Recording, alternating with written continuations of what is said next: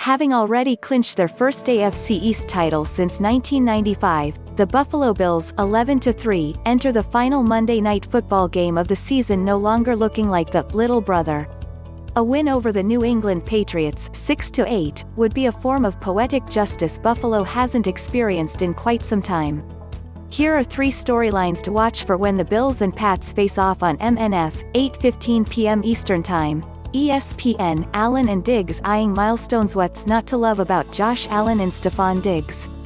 If you're coach Sean McDemott, that should be a pretty short list. After connecting for 90-plus receiving yards in 6 of the last 7 games, the first-time Pro Bowlers will look to do more damage than they did when these teams met in Week 7.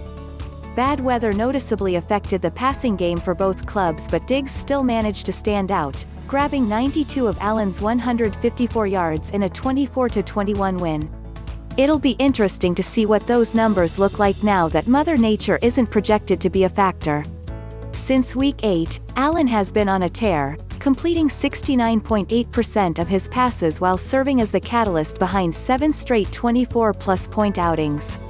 He's accounted for multiple scores in each of the last 6. If he runs for 2 more, he'll become the second QB with 30-plus passing and 10-plus rushing TDs in a season. Cam Newton, 2015.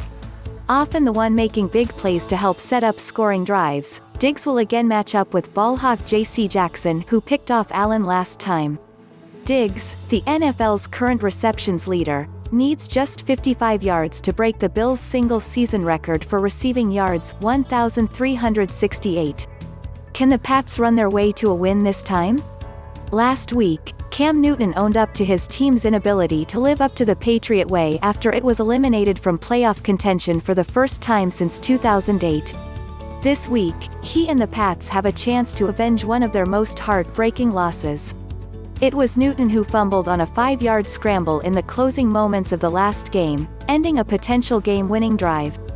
As they have on several occasions in 2020, the Pats gained more on the ground, 182, than through the air, 174. Pulling that off again should be a steeper challenge this go-around.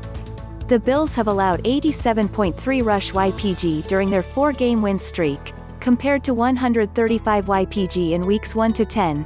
Thanks to the improved play of Ed Oliver, Tremaine Edmunds and A. Klein, to name a few.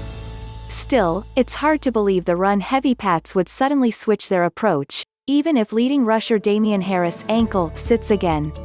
Considering how ill-prepared New England is for a shootout, avoiding an early deficit and finding a way to control the clock with sustained drives will be as important as ever. Not your father's BillsFive divisions face title-clinching scenarios coming into Week 16. Thanks to Buffalo, MNF will not include the added pressure of such stakes.